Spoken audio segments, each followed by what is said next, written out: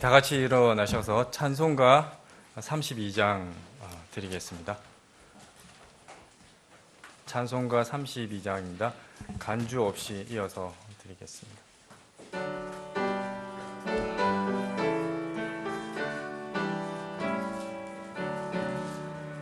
오 하나님 우리의 창조주시니 내 주님께 귀한 것 드립니다. 내 주께만 엎드려 경배드리며 내 주의 이름 높이 찬양하네. 오 하나님 우리의 대주 되시어 큰 풍랑이 일 때도 도우셨네. 죽음에서 우리를 구하셨으니 내 주의 이름 높이 찬양하네.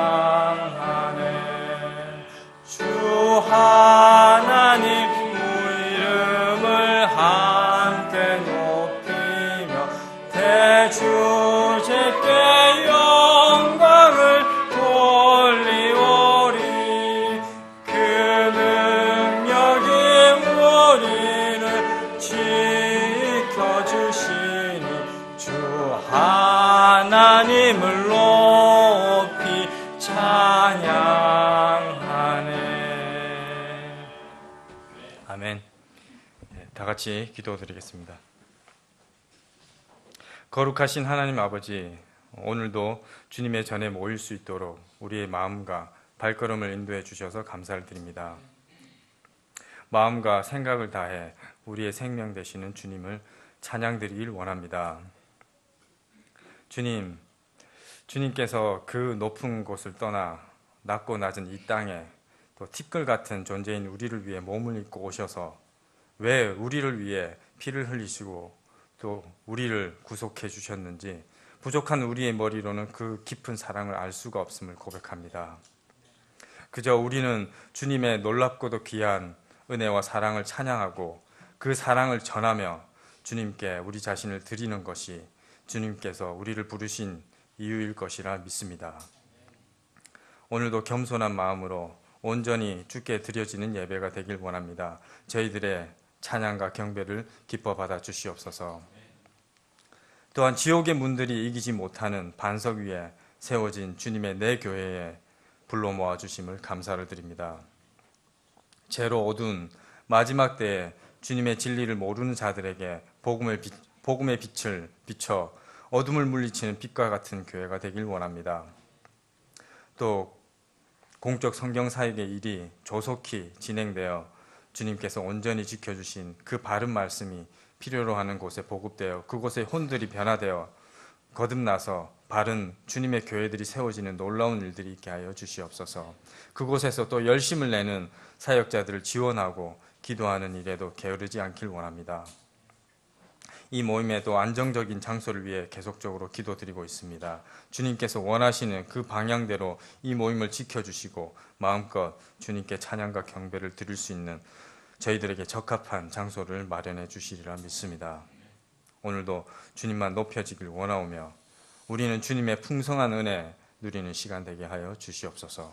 감사드리오며 거룩하신 우리 주 예수 그리스도의 이름으로 기도드렸습니다. 네, 다 같이 앉아주시고요. 찬송가 35장 후에 헌물 기도 드리겠습니다. 찬송가 35장입니다.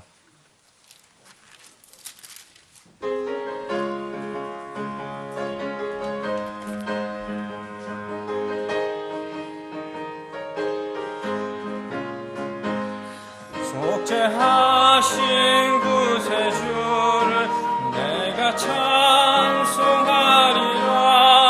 내게 자유 주시려고 주가 고난 당했네. 그 신사랑 찬양하리. 나의 죄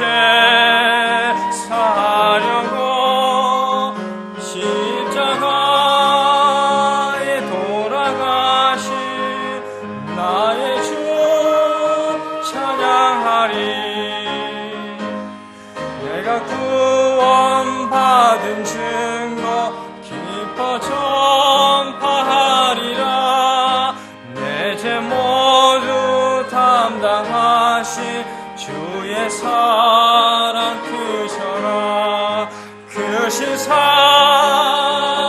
찬양하리.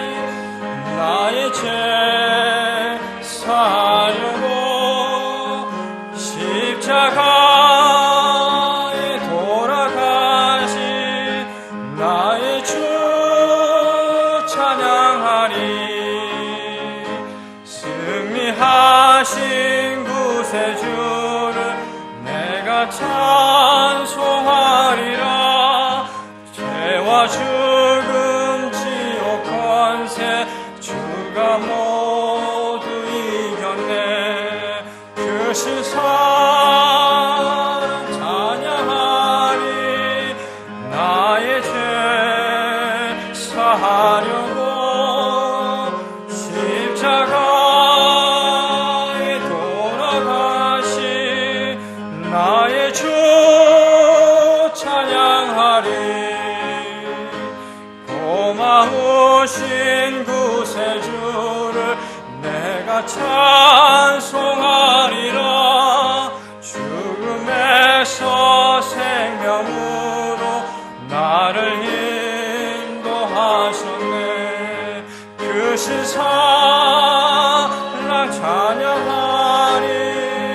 나의 죄 사하려고 십자가에 돌아가신 나의 주 찬양하리.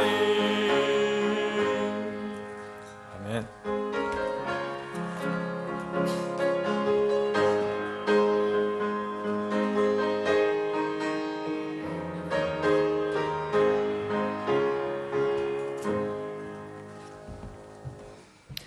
드린 헌물 위에 기도 드리도록 하겠습니다. 내가 새 하늘과 새 땅을 보니 이는 처음 하늘과 처음 땅이 사라지고 바다도 다시는 있지 아니함이라. 나 요한이 보매 거룩한 도시 새 예루살렘이 하늘에서 하나님께로부터 내려오는데 그 예비한 것이 신부가 자기 남편을 위하여 단장한 것 같더라. 내가 들으니 하늘에서 큰 음성이 나서 이르되 보라, 하나님의 성막이 사람들과 함께 있음에 그분께서 그들과 함께 거하시리니 그들은 그분의 백성이 되고 하나님께서는 친히 그들과 함께 계셔서 그들의 하나님이 되시리라. 아멘. 사랑과 자비가 풍성하신 하나님, 지난 한 주간도 주님의 몸된 지체들을 지키고 보호해 주신 주님의 은혜에 감사를 드립니다. 무엇보다도 주님께서 우리 모두를 온전히 거룩해 하시고 온 영과 몸과 혼을 주 예수 그리스도께서 오실 때까지 흠없이 지켜주실 아버지 하나님을 믿음으로 고백하며 감사를 드립니다. 오늘도 그 은혜에 감사하여 귀한 땀과 노력의 헌물을 주님께 가지고 나왔습니다. 이 헌물이 빵 5덩어리와 물고기 2마리처럼 작은 것에 불과하지만 주님의 부유하심과 권능으로 맡겨주신 일들을 잘 감당할 수 있도록 더욱 공급하여 주시옵소서. 전쟁, 기근, 전염병, 배교, 영적 기근이 창궐하고 있는 이 소망 없는 세대 가운데서 보존해 주신 하나님의 말씀으로 더욱더 단단히 무장이 되는 우리 서울 제1침례교회 모든 지체들 되게 하여 주시옵소서. 특별히 생업에 종사하는 모든 지체들을 위하여 기도드립니다. 분주한 일상 가운데서도 독수리처럼 지치지 않는 강건함을 허락하여 주시길 원합니다. 연약한 육신이 아닌 영의 뜨거움과 충만함으로 현장에서 주님을 증거하는 승리의 경험들을 더욱더 많이 허락하여 주시옵소서.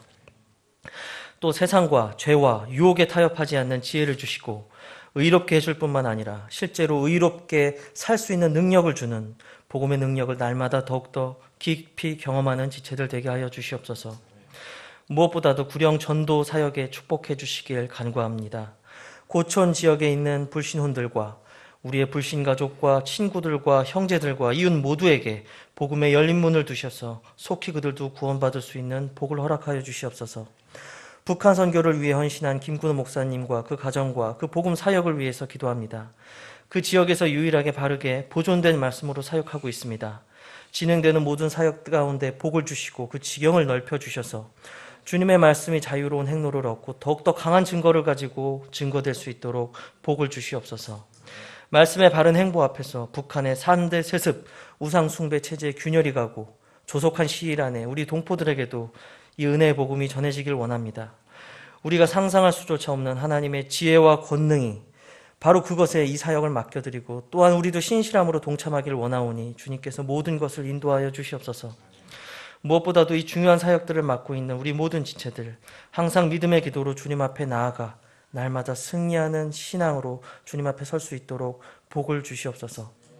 오늘 단위에서 말씀 전한 설교자에게 복을 주시길 원하옵나이다. 성령님의 충만함으로 그 말씀을 양날선 그 어떤 것보다도 예리한 검으로 선포되게 하셔서 저희들의 모든 삶이 변화될 수 있도록 하나님 앞에 승리하며 또한 사탄 앞에 승리하는 우리 모든 지체들 될 수 있도록 복을 내려주시옵소서. 이 모든 것 우리 주 예수님의 이름으로 기도드립니다. 아멘.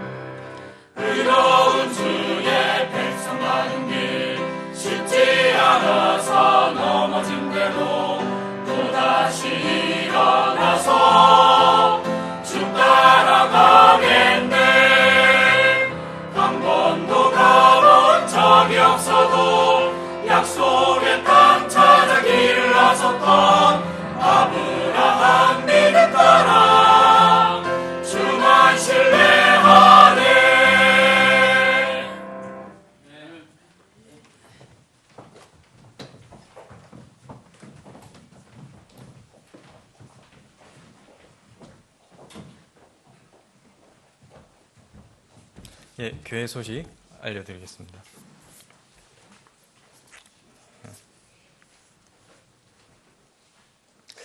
예, 첫 번째로 공적 성경 사역 관련해서 법인 등기 서류가 접수되어서 심사 중에 있고 또 일주일 이내 등기 여부가 통보될 것 같습니다. 마무리가 잘 될 수 있도록 기도해 주시기 바랍니다. 다음으로 우리 교회 자가 건물 확보 또는 인상되는 임대료 문제 해결을 위한 기도하고요. 또 두 번째로 공적 성경 사역 준비와 출범을 위한 기도. 이 두 가지 기도 제목을 놓고 1년 동안 전 교회가 합심해서 기도해 주시기를 바랍니다. 다음으로 오늘 오후 예배 후에 재정부 모임이 있습니다. 다음으로 금년 12월에 예정된 행사 참고해 주시기 바랍니다. 12월 매주일 12월 3일, 10일, 17일, 24일, 31일 요 5번의 주일 모임에는 금년도 하나하나 전도운동 결산 전도 초청 집회로 모이겠습니다. 그리고 12월 7일, 8일에는 본교회 창립 19주년 기념 성경 사경회가 있습니다. 강사 토마스 스트라우스 박사님입니다. 그리고 12월 10일에는 교회 창립 감사 예배 및 제3회 서울 침례신학교 졸업식이 있고 12월 25일은 전도 대상자 초청 찬양대 찬양 발표 및 성도 교제의 날로 모이겠습니다. 그리고 12월 31일은 2017년 교회 회중총회가 있습니다. 참고해 주시고요. 이 모임들을 위해서 또 기도해 주시기 바랍니다. 마지막으로 10월 넷째 주 성경 암송 구절 같이 합독하도록 하겠습니다. 시작하겠습니다. 그러므로 너희가 그리스도와 함께 일으켜졌거든 위에 있던 것과라 거기에는 그리스도께서 하나님 오른편에 앉아 계시느니라. 위에 있는 것들에 너희의 애착을 두고 땅에 있는 것들에 두지 말라. 골로새서 3장 1절에서 2절 말씀. 아멘.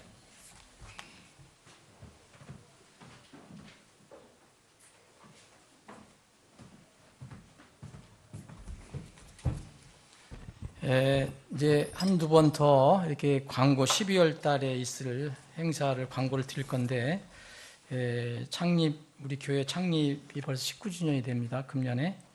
그래서 12월 10일 창립 감사 예배가 있고요.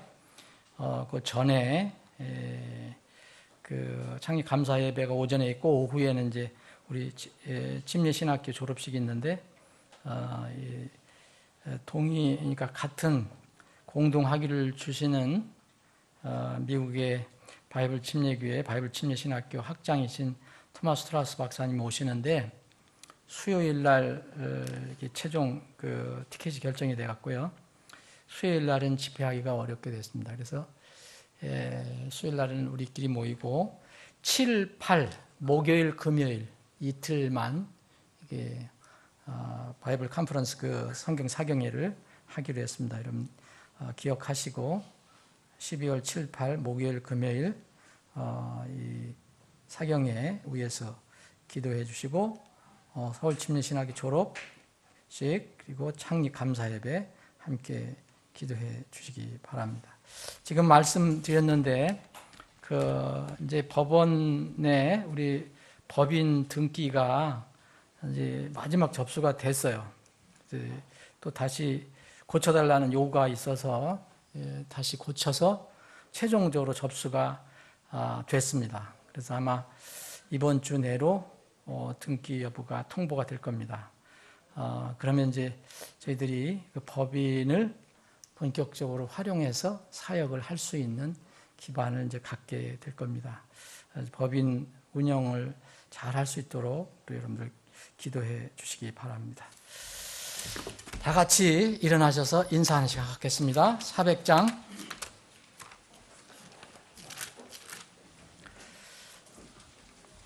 주의 진리 위에 십자가 군기.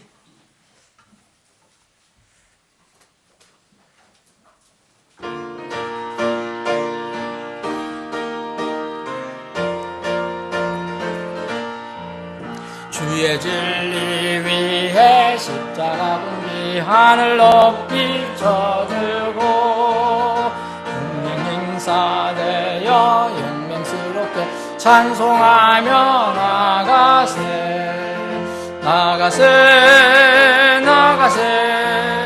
주 예수만을 위하여 목숨 가지고 바치고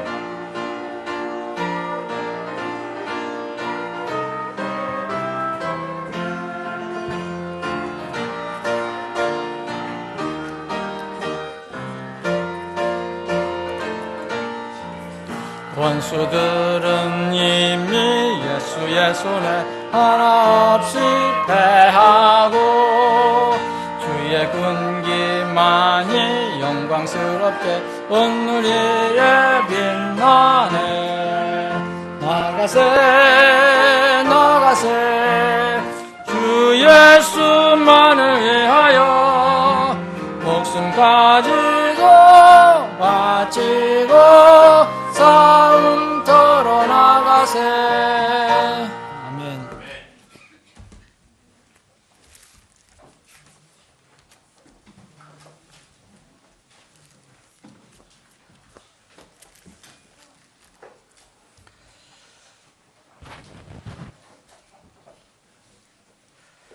오늘 함께 나눌 말씀은 신약성경 마태복음 11장을 보겠습니다.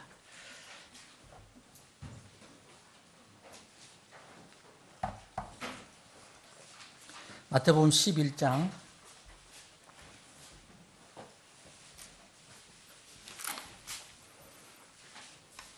제가 1절부터 천천히 봉독을 하겠습니다. 여러분들 눈으로 따라 읽으시고 여러분들과 함께 읽을 부분을 말씀드리겠습니다. 예수님께서 12 제자에게 명령하기를 마치시고 그들의 도시들에서 가르치시며 선포하시려고 거기를 떠나시니라. 이제 요한이 감옥에서 그리스도께서 행하신 일들을 듣고 자기 제자들 중에서 2 사람을 보내어 그분께 이르되 선생님이 오실 그분이 오니까 아니면 우리가 다른 분을 기다리오리까 하니 예수님께서 그들에게 대답하여 이르시되 가서 너희가 듣고 보는 그것들을 요한에게 다시 보이되 곧 눈먼 자들이 시력을 받으며 다리 저는 자들이 걸으며 나병 환자들이 정결하게 되며 귀먹은 자들이 들으며 죽은 자들이 일으켜 세워지며 가난한 자들에게 복음이 선포된다 하라. 누구든지 나로 인하여 실족하지 아니할 자는 복이 있도다 하시니라. 그들이 떠나매 예수께서 무리에게 요한에 대하여 말씀하기 시작하시되 너희가 무엇을 보려고 광야에 나갔느냐? 바람에 흔들리는 갈대냐? 그러나 너희가 무엇을 보려고 나갔느냐? 부드러운 옷을 입은 사람이냐? 보라, 부드러운 옷을 입은 자들은 왕들의 집에 있느니라. 그러나 너희가 무엇을 보려고 나갔느냐? 대언자냐? 그러하다. 내가 너희에게 이르노니 대언자보다 더 나은 자니라. 대언자 이상인 자니라. 기록된 바 보라, 내가 내 사자를 내 얼굴 앞에 보내노니 그가 내 앞에서 내 길을 예비하리라 하신 말씀이 가리키는 자가 곧 이 사람이니라. 11절 마지막 한 절 함께 읽겠습니다. 진실로 내가 너에게 이르노니 여자가 낳은 사람들 가운데 침례자 요한보다 더 큰 자가 일어나지 아니하였도다. 그럼에도 불구하고 하늘의 왕국에서 가장 작은 자가 그보다 크니라. 아멘. 아버지 하나님, 오늘 저희들에게 건강 주셔서 하나님의 집에 모이게 하심을 감사합니다. 또 마음도 주셔서 믿음도 주셔서 하나님의 집에 모여 주님을 예배할 수 있게 하시니 감사합니다. 이 시간에 또 저희들의 생명의 양식인 말씀을 주심을 감사합니다. 이 말씀을 주님의 입에서부터 나오는 이 말씀을 저희들이 겸허히 받기를 원합니다. 성령께서 우리 좌중에 임재해 주셔서 우리 각자에게 필요한 교훈을 가르침을 허락해 주시옵소서. 거룩하신 예수님의 이름으로 기도합나이다. 아멘. 이 마지막 절 저희들이 읽었습니다. 침례자 요한은 이 세상에서 사람으로 태어난 사람들 중에서 가장 큰 자다. 가장 큰 자인데 그럼에도 불구하고 하늘의 왕국에서는 가장 작은 자가 그보다 크니라. 이걸 해석하는 사람들이 조금씩 다르긴 하지만 여기에 하늘의 왕국에서 가장 작은 자 그보다 크니라는 것은 하늘의 왕국에 현재 있는 자를 얘기하는 겁니다. 여러분 땅에서 아무리 고통 아무리 위대한 인물을 가지고 또 위대한 사람이라고 칭함을 받는다 하더라도 결코 하늘의 왕국에 사는 것과 비교할 수가 없습니다. 그래서 위대한 심리자 요한이라 할지라도 하늘에 지금 있는, 하늘에서 지금 하나님과 함께 그 영생을 누리고 있는 그 사람보다는 결국 클 수가 없다는 그런 뜻입니다. 이 거꾸로 얘기하면 그럼에도 불구하고 침례자 요한은 예수님의 말씀, 하나님이신 예수님 말씀에 의하면 이 지상에서 사람 중에서 가장 으뜸인 사람이라고 이야기합니다. 지난 월요일 10월 16일이죠. 목회자 친교 모임이 있었습니다. 그래서 오산 빅토리 침례교회에서 정말 그 은혜스러운 그런 모임을 가졌습니다.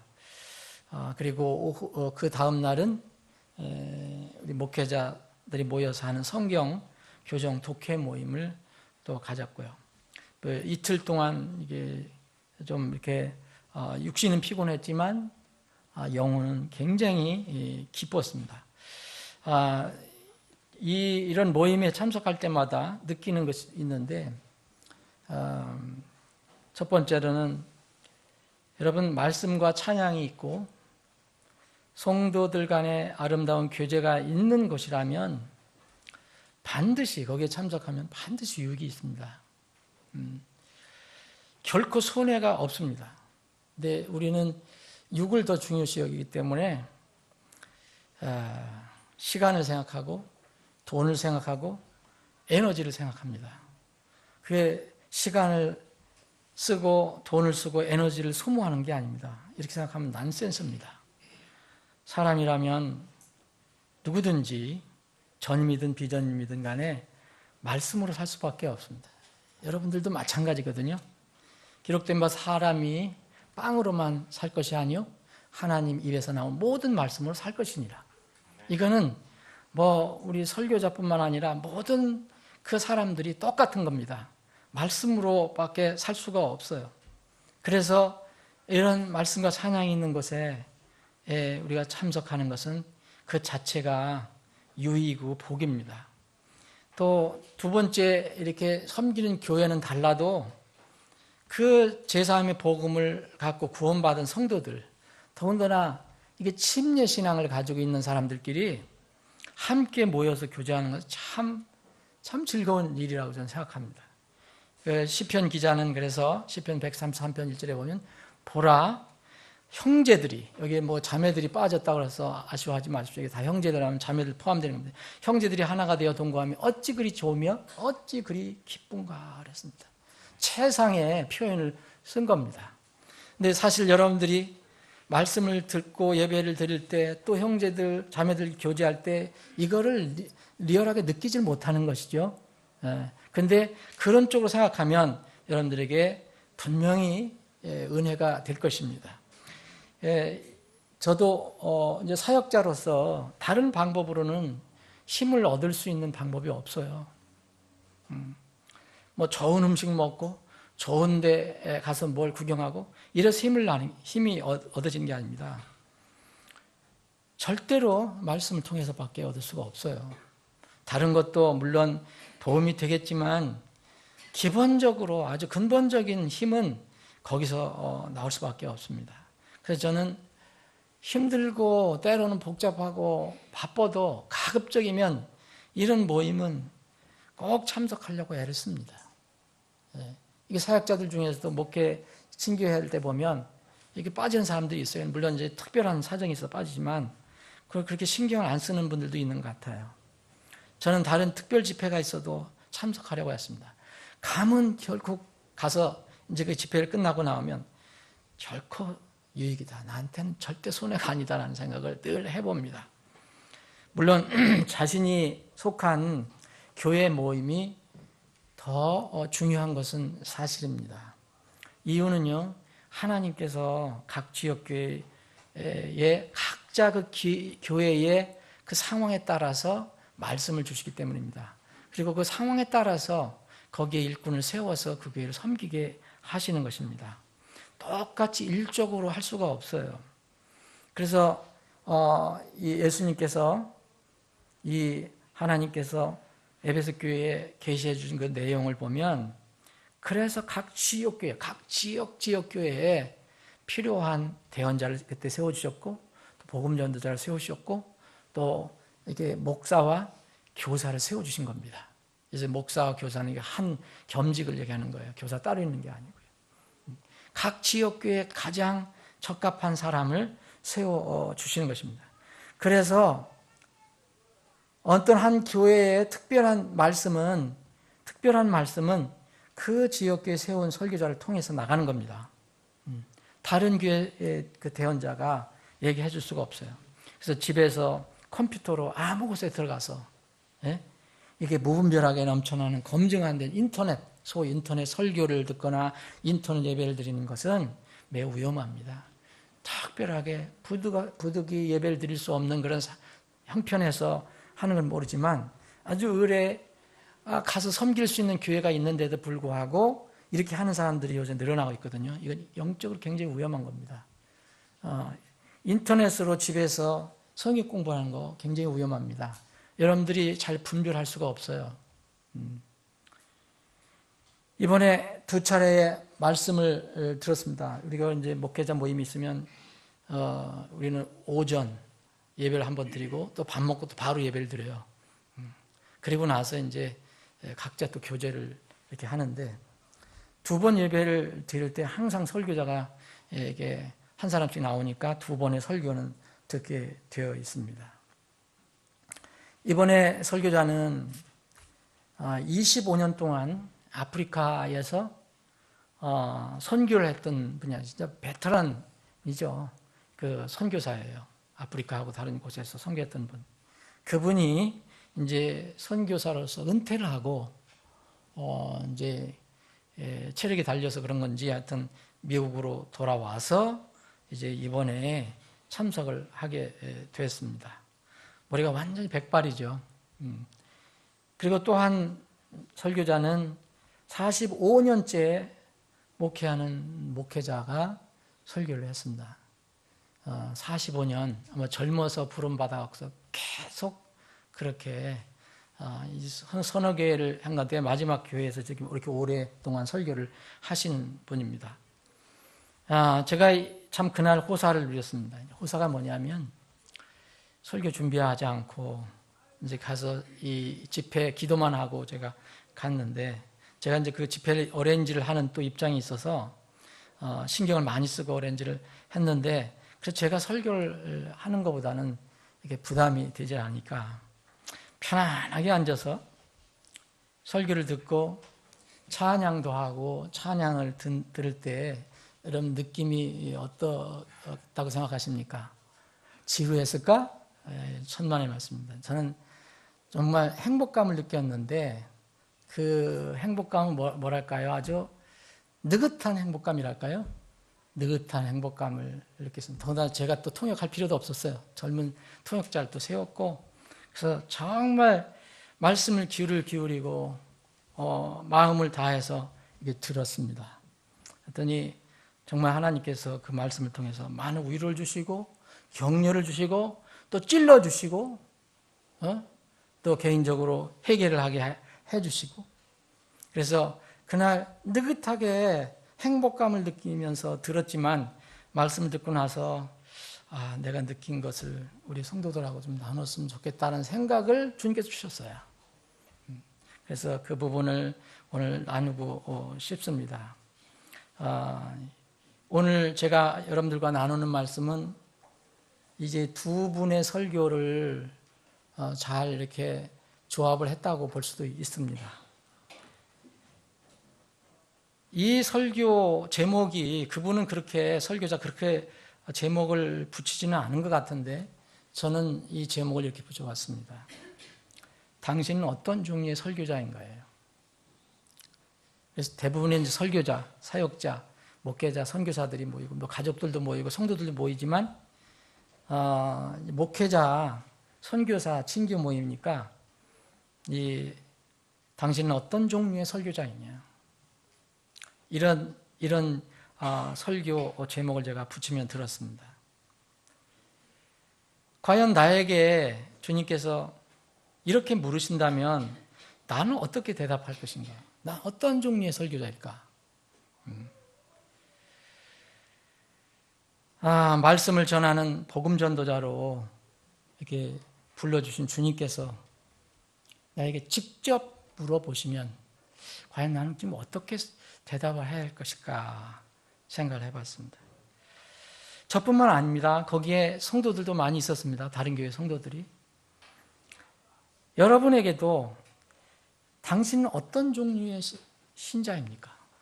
어떤 종류의 크리스찬입니까? 라고 물으신다면 여러분들은 어떻게 대답을 하실 수 있겠습니까? 오늘 우리가 나눌 그 말씀은 여기에 주인공은 침례자 요한입니다. 침례자 요한에 대해서는 여러분들 말씀을 들으셨을 겁니다. 이 침례자 요한은 예수님과 아주 밀접한 관계를 맺고 있는 사람입니다. 근데 태어날 때부터 예수님과 관계를 맺은 사람이에요. 아주 하나님께서 그렇게 정해 놓으신 사람입니다. 그래서 예수님이 이 땅에 오셔서 이 대속 사역을 하시기 위해서 이 땅에 오시는데 미리 하나님께서 그분의 길을 예비하기 위해서 6개월 전에, 딱 6개월 전에 이 사람을 예비해서 세상에 보내셨습니다. 이 사람이 요한입니다. 요한과 예수님은 뗄래야 뗄 수 없는 그런 사이입니다. 그래서 육신적인 어머니도 이 두 어머니가 아주 친하게 지내게 됐습니다. 예수님은 어떤 분이십니까? 하나님 아버지 뜻을 이루시기 위해서, 순종하기 위해서 이 땅에 하나님이신데 사람의 몸을 입고 오신 분입니다. 아버지의 말씀에 완전히 순종하신 삶을 사신 분입니다. 이분은 이 땅에 오셔서 죄 없으신 분이고 하나님이시기 때문에 사람 몸을 입었지만, 그래서 설교자로 말할 것 같으면 예수님이 설교를 많이 하셨잖아요. 선포한다는 것은 설교를 얘기하는 거죠. 유일한 완전한 설교자예요, 예수님이. 예수님 외에는 이렇게 완전한 설교자가 없습니다. 이분은 말뿐만 아니라 행함에도 완전하신 분이었습니다. 그리고 또 완전한 실행자였어요. 이 예수님께서 이 침례자 요한을 바른 선포자, 바른 설교자의 모델로 제시하신 겁니다.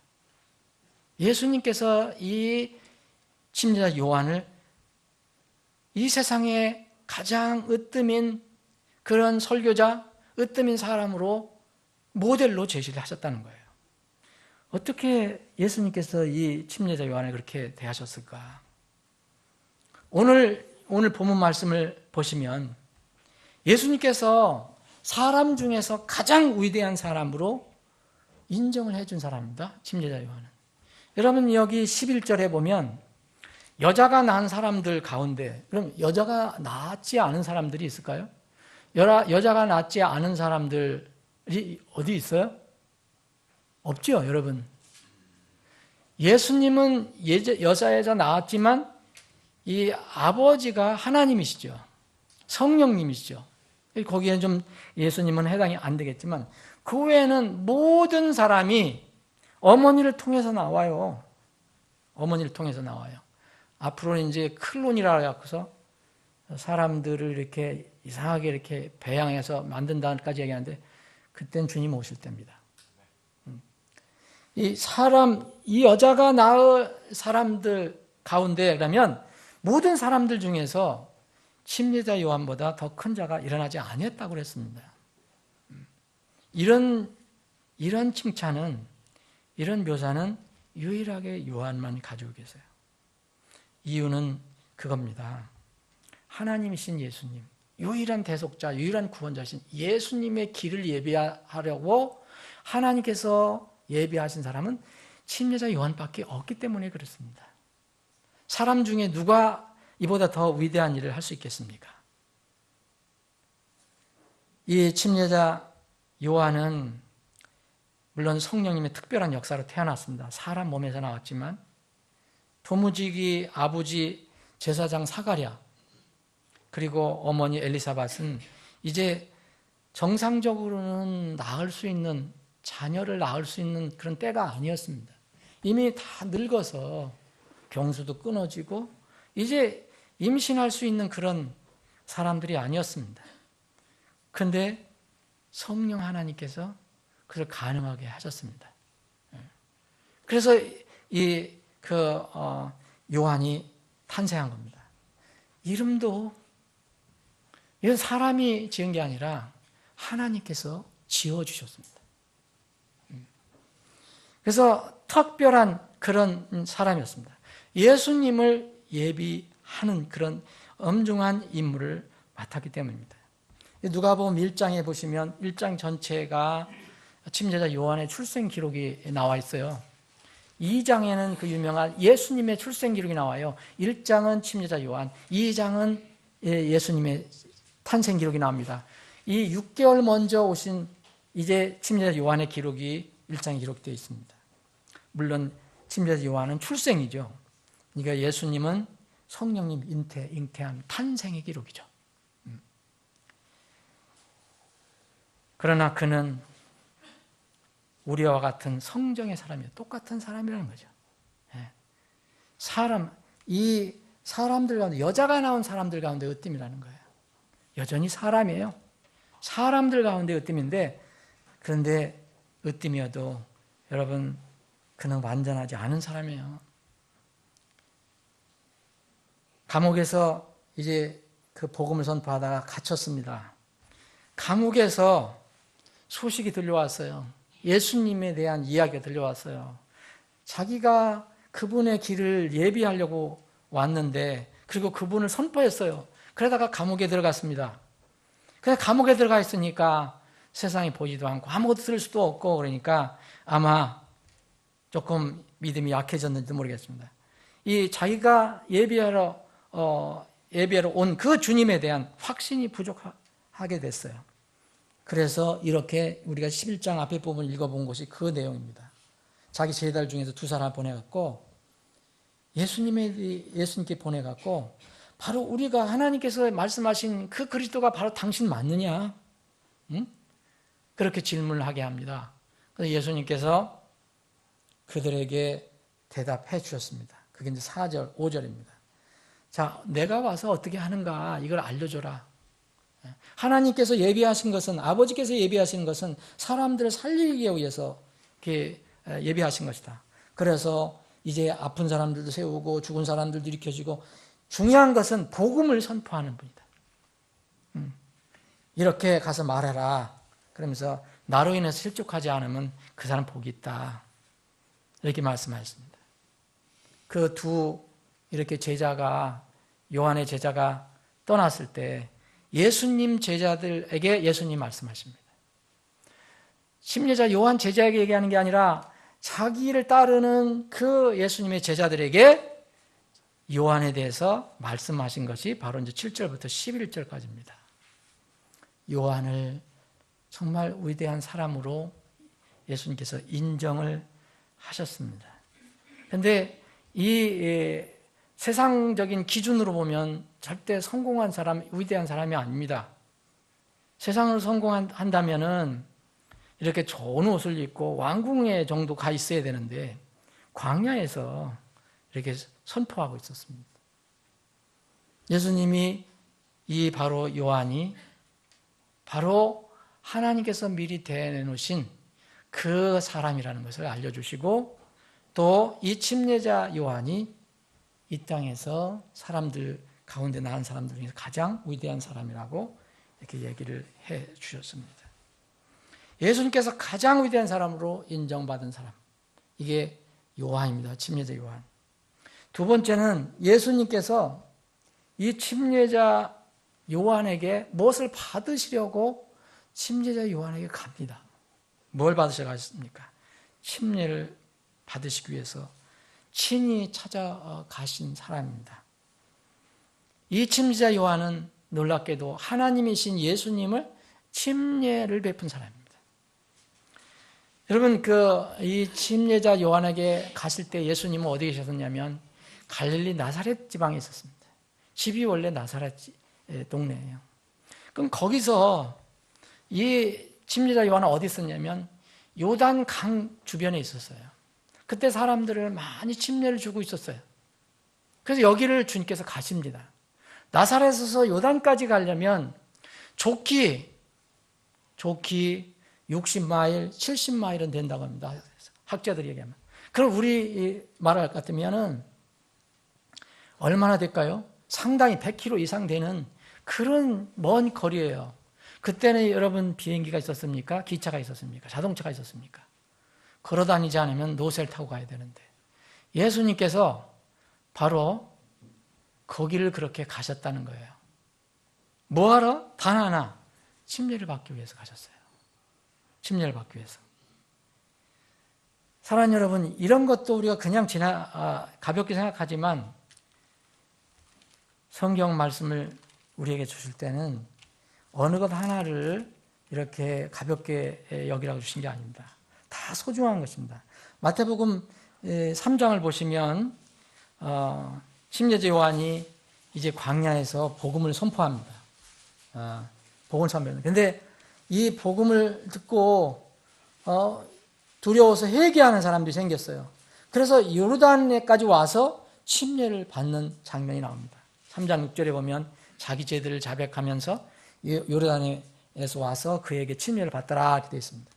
그런데 일단의 사람들이 다른 사람들이 막 침례를 받으러 가니까 그때 종교적인 그런 사람들이 종교의 권력을 가지고 있던 사람들이 이제 이 침례자 요한에게 가서 나도 받아야 되겠다라고 가게 됩니다. 근데 이 사람들에게 이 침례자 요한은 어떻게 대하느냐 아주 혹독한 그런 이야기를 해줍니다.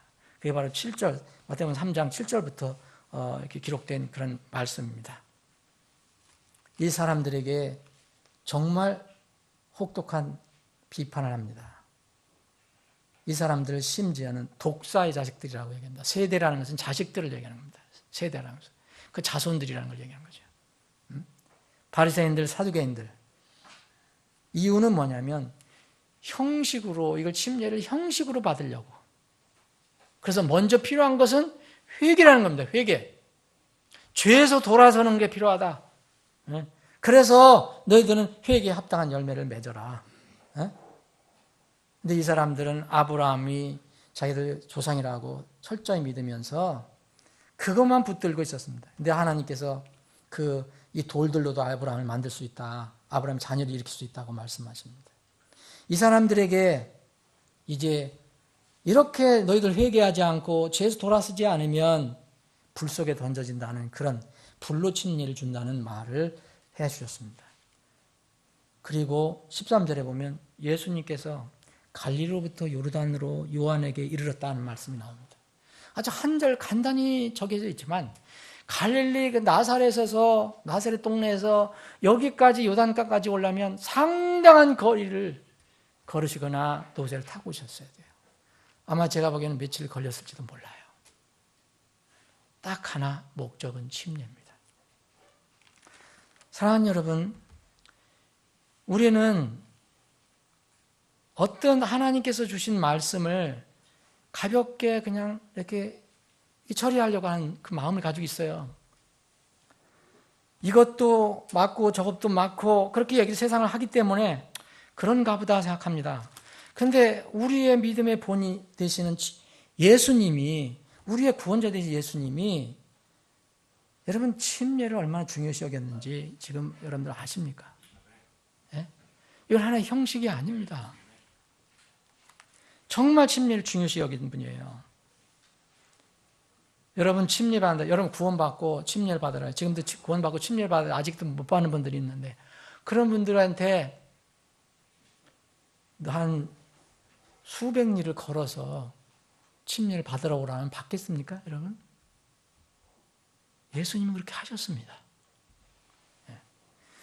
예수님 같으면 침례자 요한을 불러서 나사렛 동네에 우물 없겠습니까? 무슨 침례를 받을 만한 물이 없겠어요? 그런데 예수님이 친히 찾아가셨어요. 예수님은 현대 많은 교회들이나 교인들이 가볍게 여기는 그 무엇을 위해서 갈릴리 나사렛에서 요단강까지 엄청난 거리를 걸어가신 분입니다. 이것은 뭘 의미하냐면 아버지께 철저히 순종하신 아들의 모습을 보여주는 것입니다. 여기 침례를 받으면서 이제 침례자 요한회가 침례를 받으시려고 할 때 침례자 요한은 사람인데 내가 어찌 주님을 침례를 드립니까? 제가 오히려 받아야 하는 거 아닙니까? 그랬더니 여기 예수님께서 뭐라 하냐면 지금 너 나를 침례해 주는 것을 허락해야 한다. 이렇게 해야 모든 의를 성취하는 것이다. 의를 성취한다는 것은 하나님의 명령, 아버지의 명령을 받고 내가 이루어야 할 것을 이루어야 한다는 것을 말씀하시는 겁니다. 예수님은 아버지께 철저히 순종하기 위해서 그 먼 길을 이제 침례를 받으러 오신 겁니다.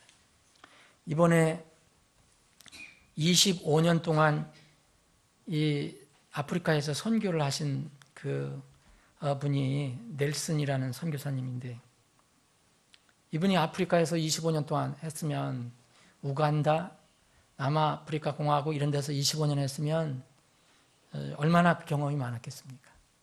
근데 침례에 대해서 하나 얘기를 해줬어요. 침례에 대해서.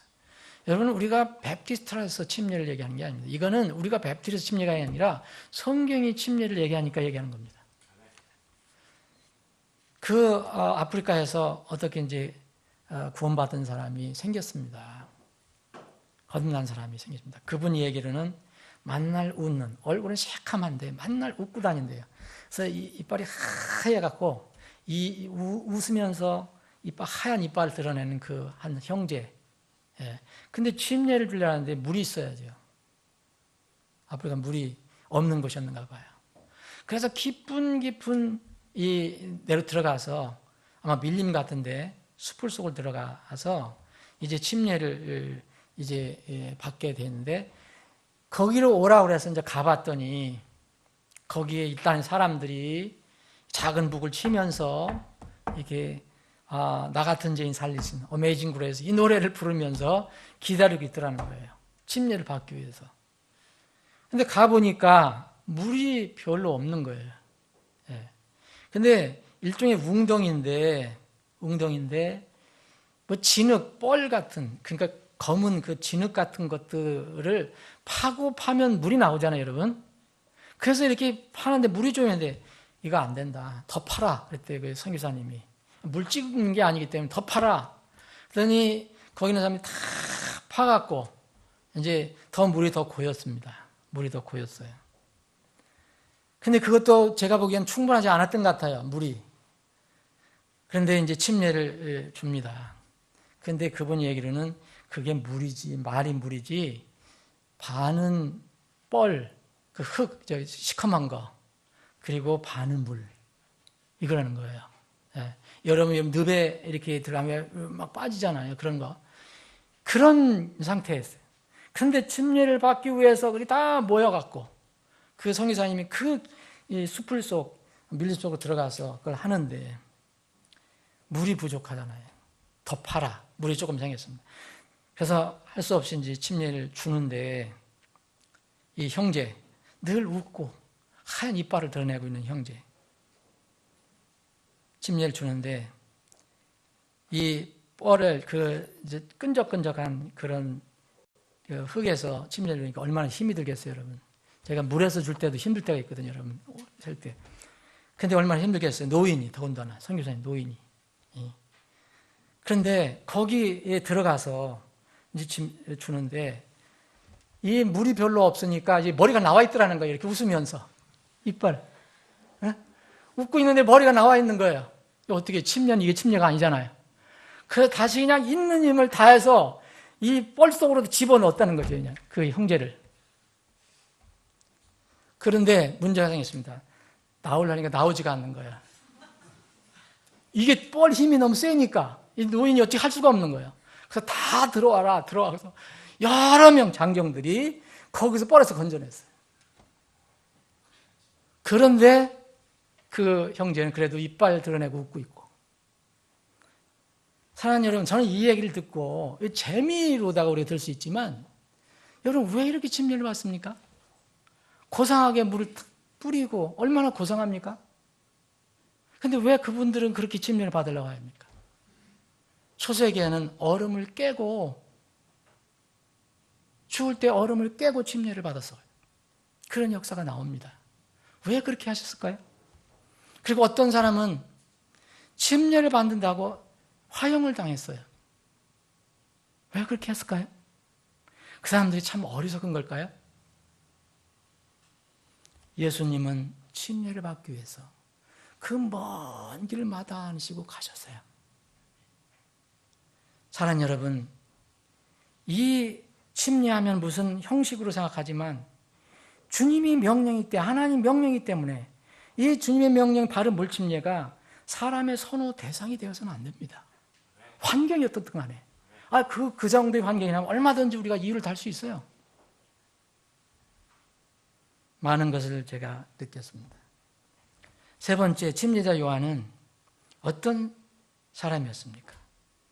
침례자 요한을 많은 사람들이 오해합니다. 구약의 대언자, 마지막 대언자라고. 천만의 말씀입니다. 그런 분들은 성경을 더 깊이 읽어보시고 기도하셔야 됩니다. 누구의 가르침만 따지지 말고 지나친 세대주의 이론이 있어요.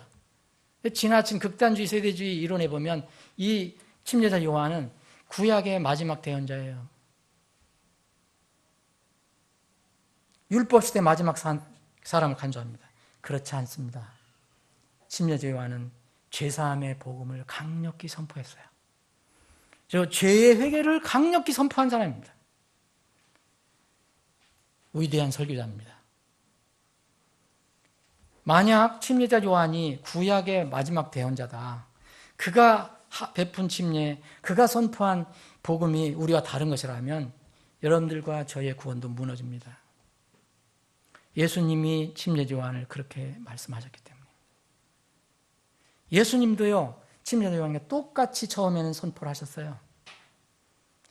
여기 마태복음 3장에 보면 이 침례자 요한이 2절에 보면 너희는 회개하라 하늘의 왕국이 가까이 왔느니라 그러잖아요. 근데 예수님께서 마태복음 4장에 보시면 17절에 보면 똑같이 선포하세요. 회개하라 하늘의 왕국이 가까이 왔느니라. 침례자 요한이 선포한 거하고 예수님이 선포한 거하고 똑같습니다. 그럼 여러분, 예수님이 구약의 마지막 대언자라고 믿는 사람이 있습니까? 그래서 무엇을 우리가 들을 때 이왕 정해진 그 이론에 우리가 그냥 빠져들어가면 안 됩니다. 성경을 잘 보셔야 돼요. 물론 그때 당시 청중은 유대인이었어요.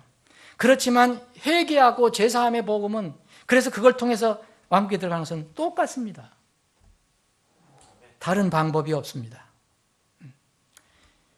요한은 구약 마지막의 대언자이면서 동시에 예수 그리스도를 이제 길을 안내한, 예비한 이제 신약 그리스도의 복음의 첫 선포자입니다. 여러분, 마가복음을 한번 보십시오. 마가복음. 성경을 가지고 얘기를 해야지 다른 걸 얘기하면 안 됩니다. 저는 침례자 요한이 무슨 구약의 대언자 마지막이라고 이야기한 그 이야기를 듣고 깜짝 놀랐습니다. 마가복음 1장 1절이 어떻게 되어 있습니까? 하나님의 아들 예수 그리스도의 복음의 시작이라 그랬죠, 여러분? 여러분, 예수 그리스도의 복음 때문에 우리가 복음 받았습니다. 우리가 예수 그리스도의 복음을 전하는 겁니다. 그런데 이 복음의 시작이라 하면서 대언자들의 글이 기록된다. 보라, 내가 내 사자를 내 얼굴 앞에 보내노니 그가 내 앞에서 내 길을 예비하리라. 누굽니까? 침례자 요한입니다. 광야에서 외치는 자의 소리가 있어 이르기를 너희는 주의 길을 예비하라. 그분의 행로들을 곧게 하라 한 것 같이 요한이 광야에서 침례를 주고 죄들의 사면을 얻게 하는 회개의 침례를 선포하며 죄들의 사면을 이제 얻게 하는 회개, 그래서 회개한 사람에게 침례를 주는 것을 선포했다고 했습니다. 이것을 예수 그리스도의 복음의 시작이라고 성경은 이야기하고 있습니다. 누가 이것을 부인할 수 있습니까? 침례자 요한은 만약 구약의 대언자의 마지막 대언자라면 복음의 시작을 선포한 선포자입니다. 그래서 선구자입니다. 그래서 이 침례자 요한에게 여기 4절, 5절에 보면 이 제들의 사면을 선포하는 회개 선포하니까 침례를 받기 위해서 5절에 이렇게 사람들이 나와서 뭘 자백합니까? 내가 죄인입니다. 내가 죄인입니다. 그래서 침례를 받은 겁니다. 이 침례자 요한이 가장 강력하게 선포했던 것은 회개하라는 거예요. repent하라. 사람들에게 예수님은 어떻게 하셨습니까? 예수님도 처음에 회개하라고 강력하게 선포하셨어요. 이 시대에 거의 사용되지 않는 용어예요. 여러분 어느 설교에서 회개하라는 말 자주 들을 수 있습니까? 회개하라는 말은 상대방이 회개하라는 것은 당신이 잘못됐으니까 빨리 돌이켜라, 고쳐라 이 얘기입니다. 누가 잘못됐다, 그것은 고쳐야 한다 그 얘기입니다. 하늘의 왕국은 회개하지 않고서는 못 들어간다 이 얘기입니다. 이 시대는 죄와 회개를 선포하기를 정말 싫어하는 시대예요. 교회들도 죄와 회개를 선포하기를 싫어합니다. 교인들도 듣기 싫어합니다. 어떤 성도의 죄를 죄라고 하면은 분명히 싫어합니다. 죄를 죄라고 하고 옳은 것과 옳지 않은 것을 분명히 말해야 하는데 그것을 다 싫어합니다. 그날 제가 설교를 들은 것은 예수님은 어떠한 설교자를 좋아하실까? 그래서 예수님께서 오셔서 너는 도대체 어떤 설교자 종류냐? 이런 내용의 설교였습니다. 사랑하는 여러분, 저도 이 주님의 말씀에 자유롭지 못함을 고백합니다. 신자로서 잘못 행하는 것을 말하면 대부분 기분 나빠하고 싫어하니까 저도 움찔거리고 또 주저하고 때로는 안 할 수가 있습니다. 그런데 침례자 요한, 예수님 칭찬한 침례자 요한은 담대하게 회개하라고 했습니다. 예수님도 그 침례자 요한이 설교한 것을 따라서 강력하게 회개하라고 얘기했습니다. 이렇게 얘기하면 지금 대부분 비난하고 교회를 떠난다느니 안 떠난다는 얘기합니다. 우리 교회뿐만 아닙니다. 다른 교회 목사들 얘기 들어도 대부분 그렇게 할 때 다 떠난다는 거예요. 그래서 대부분 요새는 다 무슨 설교를 하느냐, 옳고 그런 것은 거의 안 하려고 한다는 거죠. 그냥 기분 좋은 것만 이야기하는 겁니다. 죄의 불의, 육신의 소욕, 행동에 대해서 말하면 반드시 싫어하니까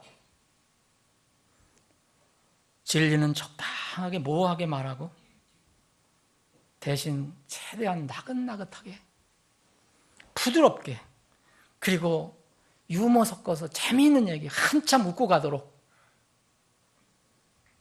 그리고 할 수 있으면 하나님의 사랑만 얘기하고, 이런 설교자를 좋아합니다. 여러분, 지금 이 시대에 한국교회는 제가 얘기하지 않겠습니다. 미국에서 가장 큰 그런 교회에는, 소위에는 그 대형 교회는 다 목회자들이 이렇게 설교를 합니다. 절대 죄 얘기하지 않는다. 회개하지 하는 소리 하지 않습니다. 모든 것을 받아들입니다. 심지어는 동성애까지 받아들입니다. 많은 사람들이 좋아합니다. 그래서 대형 교회가 됐습니다. 그 설교자분이, 미국 설교자분이 미국에 있는 대형 교회 어떤 설교자 이름을 얘기했지만 저는 언급하지 않겠습니다. 침례자 요한은 어땠습니까? 여러분, 마태복음 우리가 3장에 있는 것처럼, 여러분 그때 당시에 굉장한 권력을 가지고 있었던 바리새인들과 사두개인들이 자기를 왔을 때 제가 과연 그러면 어떻게 할까? 과연 나는 침례자 요한처럼 요 독사의 세대들아, 이렇게 얘기할 수 있을까? 회개에 합당한 열매를 맺어라, 죄에서 돌아서라, 이렇게 얘기할 수 있을까? 솔직히 자신이 없었습니다. 하나님은 그렇게 담대하게 죄와 불의를 선포하는, 회개를 선포하는 사람을 좋아하시는 겁니다. 예수님께서 침례자 요한을 그렇게 말씀하신 것입니다. 침례자 요한은 네 번째, 겸손한 사역자입니다. 겸손의 옷을 입고 오신 예수님. 예수님은 최고로 겸손하게 오신 분이죠. 하나님이 우리 몸을 입고 오셨다는 것은 그 말 자체가 어불성설입니다. 그건 최고의 겸손을 얘기합니다. 최고의 낮아짐을 얘기합니다. 6개월 예수님보다 미리 와서 그 겸손하신 주님의 길을 닦은 침례자 요한은 어땠을까? 이렇게 담대하게 선포할 때 선포했지만 이 선구자가 가리키는 주인공, 곧 예수님이 겸손하시면 선구자도 안내자도 당연히 겸손해야 할 것 아닙니까?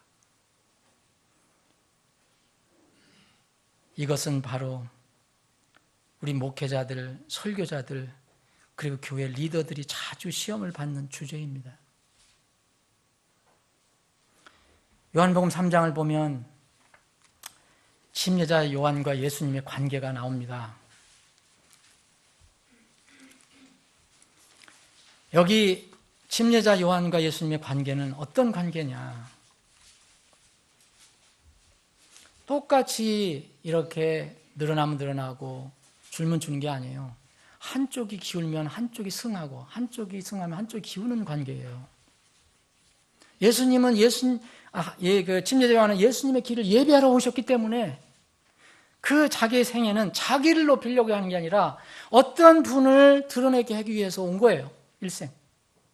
그렇기 때문에 때가 되면 이분이 드러나야 되고 자기는 사라져야 될 그런 운명이에요. 자기가 자꾸 드러나면 이분은 가려지게 돼 있어요. 내가 높아지면 이분은 낮아지게 돼 있어요. 점점 비천하게 돼 있어요. 그래서 침례자 요한은 아주 겸손한 사람으로 이 땅에 왔습니다. 여러분, 여기에 이제 침례자 요한이 제자들이 생겼습니다.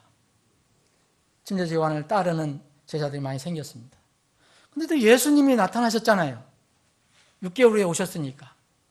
예수님도 같은 복음을 선포하세요. 하나님의 아들이라고 말씀하십니다. 그러니까 사람들이 거기로 밀려가기 시작하는 거예요. 침례자 요한도 자기가 있는 제자들이 하나 둘 거기로 떠나갑니다. 여러분, 이때 인간적인 마음은 어떻겠습니까? 인간적으로 이 시험입니다. 내 것이 주님 것으로 옮겨갈 때 침례자 요한은 어떻겠습니까? 사람들이 얘기합니다. 여기 요한복음 3장에 보면 26절에 보면 아니 선생님이 증언하신 바로 그분께서 침례를 준다. 예수님도 침례를 주잖아요. 예수님 제자들을 통해서도 침례를 주잖아요. 실제 예수님 침례 준 게 아니라 제자들, 사도들을 통해서 줬습니다. 근데 침례자 요한은 침례하러 온 사람이잖아요. 이름도 베프티스트예요. 여러분, 침례자 요한은 자기가 이름을 붙인 게 아닙니다. 하나님께서 이름을 붙여준 거예요. 예수님이 베프티스트라고 이름을 붙여주셨어요. 유일한 사람이에요. 예? 아까 마태복음 11장 11절에 보면 뭐라 했습니까? 침례자 요한이라고 말씀하셨잖아요. 예수님이. 이 지금 용어로 하면 침례 성도 요한이란 뜻입니다. 베프티스트란 뜻은 원래 침례를 주는 사람이며 침례를 받는 사람 다 해당되는 거고 또 침례 신앙을 가진 사람을 얘기하는 겁니다. 그리스도와 함께 죽고 살은 것을 신앙을 가지고 있는 사람들. 그걸 표현하기 위해서 침례를 주는 사람들을 얘기하는 겁니다. 그래서 침례자 요한은 자기가 이름을 붙인 게 아니라 예수님께서 이름 붙여주셨어요. 하나님께서 이름 붙여주셨어요. 태어나기 전서부터. 그래서 예수님이 베프티스트 잔이라고 불러주신 거예요. 근데 사람들이 이것을 이 침례 요한을 거기다가 베프티스트라고 이름을 붙여줬어요. 사람들이 붙이기 시작한 겁니다. 여기에 이 요한이 제자들이 있는데 사람들이 점점 빠져나가는 거예요. 자기로부터. 인간적으로는 얼마나 힘들겠습니까, 여러분? 목회자가, 설교자가 자기를 따르는 사람들이 어떤 교회에 있다가 또 어떤 사람이 있다고 자꾸 빠져나간다면 그 목회자 견디기 힘들 겁니다. 그런데 침례자 요한은 어떻게 하셨는가? 침례자 요한은 자기가 이 땅에 온 목적을 분명히 알고 흔들리지 않았습니다. 어떤 상황에도 흔들리지 않았어요. 자, 모든 사람들이 그분께로 가나이다 하니 26절 끝에 보니까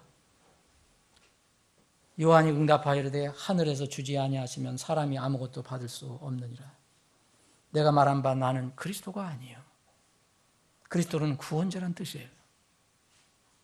그분 앞에 보내어진 자라 한 것을 너희 자신이 증언하느니라. 신부를 얻는 자는 신랑이나 서서 그의 말을 듣는 신랑의 친구가 신랑의 음성으로 인하여 크게 기뻐하느니 그런즉 나의 이 기쁨이 성취되었노라. 30절입니다. 그분은 반드시 흥하여야 되고 영어는 must를 썼어요. 타협이 아니에요. 이거는 이렇게 해도 되고 저렇게 되는 게 아니에요. 그분은 반드시 흥하여야 되고 나는 반드시 쇠하여야 하리라. 여러분, 내가 쇠하면 주님은 흥해 줄 수 있어요. 내가 자꾸 높아지려고 하면 주님은 흥할 수가 없어요. 이 침례자 요한은 정말 겸손한 사역자였어요. 수와 양과 규모에 얼마나 민감합니까? 이 시대. 교회들도 그렇고 사역자들도 그렇고 성도들도 그렇고 그 기준으로 성공 여부를 판단합니다. 교인 수에 따라서 교회의 크고 작음을 판단하고 영적인 부분을 판단합니다. 교회 성도들이 많은 교회 목회자들은 세상에서 존경을 받습니다. 목회자들 사이에서도 우스갯소리가 있습니다. 큰 교회 목사들, 작은 교회 목사, 이렇게 웃으면서 우리가 하는 교회가 있어요. 큰 교회 목사는 작은 교회 목사하고 만날 시간도 없어요. 우스개 이야기지만 사랑하는 여러분, 침례자 요한은 왜 주님께서 그렇게 높여주셨는가? 자기를 이제 낮춰서 주님을 높일 줄 알았던 사람입니다. 마지막 주님을 우리가 만나게 됩니다. 누구든지 예수님을 만나게 돼요. 마지막 날에 마태복음 25장에 보면 그래서 우리가 다 주님 앞에 섰을 때 거기에 어떤 사람들에게는 착하고 신실한 종이라고 불리는 사람이 있습니다. 이 사람들에게는 뭐라고 하냐면 내가 적은 것에 신실하였으니 충성하였으니 너를 많은 것을 이렇게 다스릴 지리자로 내가 삼겠다. 내가 내 주인의 기쁨에 참여하라. 이런 말씀하십니다. 그때를 우리는 소망하며 삽니다. 그러나 이런 주님으로부터 칭찬을 받으려면 지금 이 땅에서 우리는 내려놔야 합니다. 마지막으로 결론적으로 이 모든 것을 결론적으로 정리해 보면 침례자 요한은 일찍 세상을 떠났습니다. 순교를 당했어요. 갑작스럽게 죽음을 당했어요. 그것은 주님의 어떤 침례자 요한에게 정해진 기간이었습니다. 침례자 요한은 태어날 때부터 예수님의 길을 예비하는 목적으로만 왔기 때문에 예수님이 이제 길이 다 예비돼서 예수님이 이제 공생애를 하십니다. 이때 주님은 그 생명을 거둬가십니다. 평안히 살도록 하늘로 불러주십니다. 그래서 짧은 생애를 마감했지만 주님의 기준으로 볼 때는 가장 성공한 설교자였습니다. 주님뿐만 아니라 사람들에게도 인정을 받은 설교자였습니다. 예수님께서 베프티스트라는 말을 붙여줬지만 요한에게 예수님이 사람들에게 내가 누구냐고 사람들이 말하냐 제자들에게 물었을 때 가이사랴 빌립보에서 제자들이 이렇게 이야기합니다. 사람들이 예수님을 침례자 요한이라고 합니다. 사람들이. 어떤 사람은 엘리야라고도 합니다. 어떤 사람들은 예레미야라고도 합니다. 어떤 사람들은 이름 모르지만 대언자들 중에 하나라고 얘기합니다. 이게 세상 사람들이 예수님을 평가한 내용입니다. 근데 거기에 제일 먼저 뭐냐면 예수님이 바로 인자가 침례자 요한이라고 말합니다. 세상 사람들에게도 침례자 요한이 각인이 됐습니다. 세상 사람들도 그냥 요한이라고 하지 않고 베프티스 잔이라고 불러줍니다. 침례 성도 요한이라고 불러줍니다. 사랑하는 여러분, 침례자 요한은 예수님의 선구자로 가장 위대한 사람이었지만 물론 연약한 성정을 가지고 있습니다. 우리와 그 면에서는 똑같습니다. 그러나 그는 예수님의 길을 예비하기 위해서 모든 것을 내려놓고 주님을 따르고 주님을 세우는 일에 인생을 바쳤습니다. 그리스도를 침례한 위대한 침례자였고 예수님처럼 강력한 제사함의 복음과 회개를 선포한 사람입니다. 그리고 예수님을 닮은 가장 겸손한 사람이었습니다. 그래서 예수님도 베프티스트, 요한도 베프티스트가 됐습니다. 요한에게는 이런 위대한 영적 신분의 타이틀이 그래서 주어진 것입니다. 사랑하는 여러분, 베프티스트, 우리 침례 성도라고 부르는 이 용어, 그럼 자긍심이 있습니까? 저는 개인적으로 침례교도 좋아하지 않습니다. 그런 용어. 교도가 아닙니다. 침례교파도 아닙니다. 침례교인도 아닙니다. 베프티스트는 이 요한이 가졌던 예수님께서 붙여주신 그 이름입니다. 침례 성도입니다. 침례 신앙을 가진 자입니다. 구원받은 크리스천이라도 주님의 명령에 순종하지 않으면 절대 베프티스트가 되지 못합니다. 구원과 다릅니다. 침례 전에 구원이 있는 겁니다. 침례를 받아야 구원받는 게 아니잖아요. 그러나 구원 다음에 순종해야지, 주님을 따라야지 베프티스트가 됩니다. 사랑하는 여러분, 그분이 예수님께서 세우신 그분이, 하나님께서 예수님을 세우신 그분이 베프티스트라는 이름을 받았다면 우리가 받은 이 베프티스트라는 이름은 참으로 소중하고 고귀하고 정말 놀라운 이름입니다. 여러분 혹시 이름을 가볍게 보지 않습니까? 아무거나 바꿀 수 있는 그런 이름으로 보지 않습니까? 상황에 따라서 쉽게 바꿀 수 있는 그런 이름을 봅니까? 그럼 여러분들은 예수님을 잘못 알고 있는 것이고 침례자 요한을 잘못 알고 있는 것입니다. 여러분 성경을 잘못 알고 있는 것입니다. 부디 신실한 주의 종이 되기를 원하지만 또 동시에 신실한 베프티스트가 되기를 주님의 이름으로 축원합니다. 기도하시겠습니다.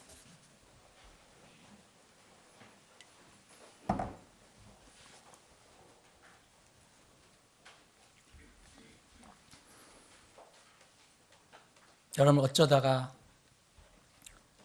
베프티스트가 됐습니까? 그런 분들도 혹시 있을 수도 있습니다. 그러나 그렇게 혹시 됐더라도 이제 믿음만큼은 반드시 바뀌어져야 합니다. 편리에 따라서 베프티스트가 된 게 아닙니다. 믿음으로 돼야 합니다. 예수님의 길을 예배하고 그분을 따라 살다간 요한이 침례 성도라면 예수님의 대속의 은혜를 통해서 구원을 받은, 그래서 그분을 따르는 우리라면 당연히 침례 성도인 것은 당연한 것입니다. 사랑하는 여러분, 혹시 여러분 명목상의 베프티스트 아닙니까?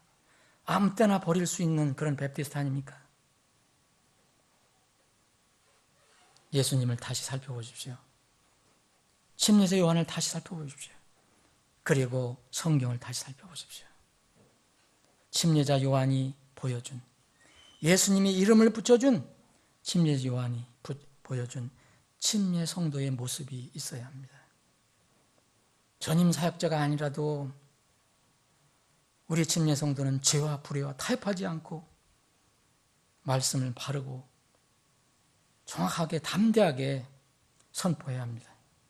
그리고 주님은 늘 반드시 흥하여야 하고 나는 반드시 쇠하여야 하는 날마다의 고백을 하며 사는 성도가 되어야 합니다. 이런 여러분들이 되시길 바라며 이러한 저의 설교자가 제가 되기를 바랍니다.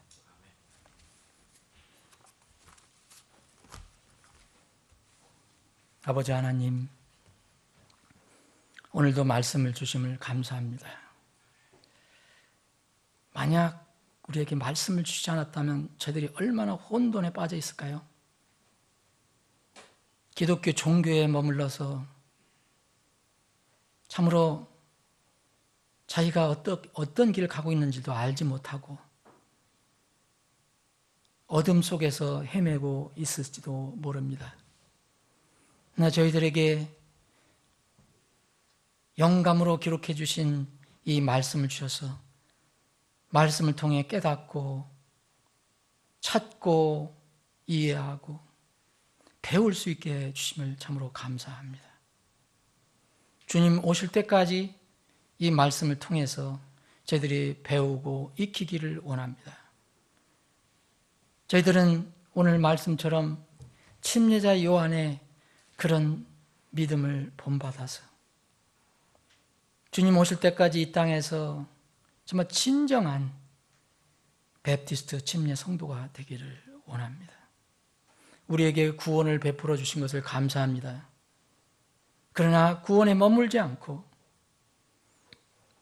주님께 순종해서 참으로 착하고 충성된 침례 성도로 주님 앞에 설 수 있게 해 주시옵소서. 마지막 때가 점점 깊어가고 있습니다. 주님 우리의 삶을 돌아보게 하시고 땅의 소욕으로 하나님 것을 대체하지 않게 해주시기를 간절히 원합니다. 늘 주님과 동행하며 그분은 흥하고 나는 쇠하리라는 고백으로 사는 저희들이 되게 해 주시옵소서. 거룩하신 예수님의 이름으로 기도합나이다. 아멘.